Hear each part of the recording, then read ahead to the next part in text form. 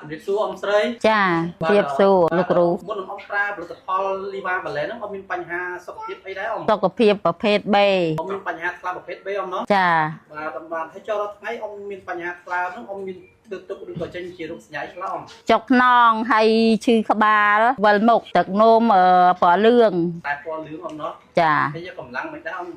កម្លាំងសោយដែរណាសាបាយអត់សូវបានទេបានតិចតិច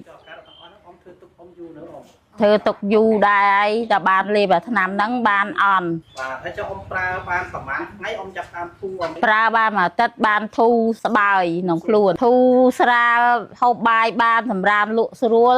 សុខភាពខ្ញុំដើរល្អត្រឹមត្រូវធូរប្រហែលជាបានប្រហែល100ដែរអ៊ំធូរស្រាលមែនតើហ្នឹងបានដើរមានកម្លាំងព្រឹសហ្មងបងប្អូនណាដែលឈឺរោគអាការរោគថ្លើមក្នុងខ្លួនមានប្រភេទ B នេះបងប្អូនជួយប្រើឈុត Viva Roland ដូចខ្ញុំប្រើឈុតបានជាសះស្បើយខ្ញុំប្រើពិតជាពិត